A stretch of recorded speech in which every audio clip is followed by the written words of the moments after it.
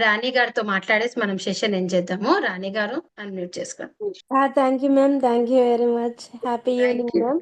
Good evening మా. First time మాట్లాడుతున్నాను నేను సిల్వర్ వచ్చాక.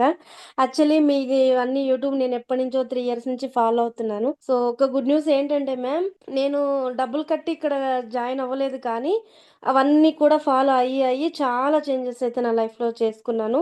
ఈవెన్ అసలు ఒక బుక్ రాస్తే ఆఫ్టర్ బిఫోర్ అన్నంతగా మార్చేసుకున్నాను అనమాట.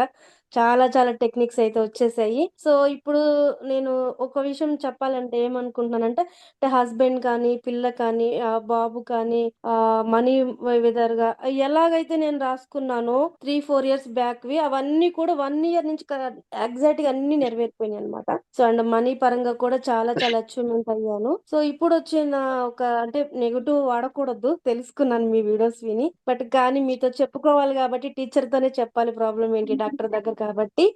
ఏమైంది అంటే మేడం, సడన్‌గా ఎప్పుడైతే నా లైఫ్ ఇంత హ్యాపీగా అవ్వటం వల్ల అది చూడలేని వ్యక్తులు అనేది, నెగెటివ్ వ్యక్తులు అనేది ఎక్కువ మంది అయిపోయారు. సో నేనేమనుకున్నానంటే పట్టించుకోకుండా ఓకే నాకు నేను హీల్ చేసుకుంటూ వాళ్ళకి కాస్త దూరంగా ఉండిపోతూ అసలు నా మైండ్‌లో నుంచి వాళ్ళని డిలీట్ చేసి నాకేం కావాలి ఇంకా ఇంకా అని ప్రూవ్ చేసుకుంటూ వస్తున్నాను. దెన్ నాకు హ్యాపీగానే ఉంది. ఇప్పటికి కూడా హెల్త్ కానీ, వెల్త్ అంతా కూడా బావుంది. బట్ రీసెంట్‌లీ ఏమైంది అంటే ఒకరు చాలా నెగెటివ్ అనేది నా మీద అంటే ఒక ఏమంటారు చేతబడి టైప్‌లోకి మ్యాజిక్. వెళ్ళిపోతున్నారని బ్లాక్ మ్యాజిక్ వెళ్ళేసి, ఎందుకంటే వాళ్ళు ఓర్చుకోలేకపోతున్నారు ఇంత మనీ ఇదంతా కూడా. అండ్ నా హస్బెండ్ నన్ను బాగా చూసుకోవటం అది బయట వాళ్ళు కాదు, కానీ అలాగని దగ్గరని కూడా చెప్పను. సో మొత్తానికైతే నేను ఫస్ట్ నమ్మలేదు ఇలాంటివి, నేను మెడిటేషన్ చేస్తాను నాకు వర్కౌట్ అవ్వవు అని అనుకున్నాను. కానీ మిమ్మల్ని అడగాలి అనిపించి అనుకుంటున్నాను. అది రియల్ అని తెలుసుకున్నా. ఫస్ట్ ఫేక్ అనుకున్నాను, బట్ నాకు ప్రూఫ్స్ తో దొరికారు వాళ్ళు.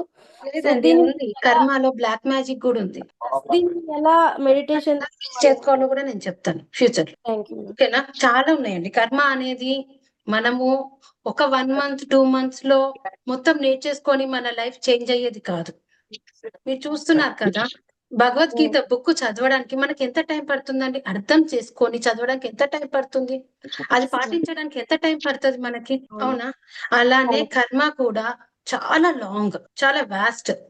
దానికి టైం పడుతుంది. చాలా ఉన్నాయి. స్లోగా వెళ్దాం. ఎందుకంటే ఒకటేసారి చెప్తే ఆ ఎనర్జీని కూడా మీరందరూ యాక్సెప్ట్ చేయలేరు. మీ బాడీ యాక్సెప్ట్ చేయలేదు, మీ సోల్ యాక్సెప్ట్ చేయలేదు. సో టైం తీసుకొని ఒక స్టెప్ బై స్టెప్ ఒక పద్ధతిగా నేను మీకు అందరికీ చెప్తాను. ఓకేనా?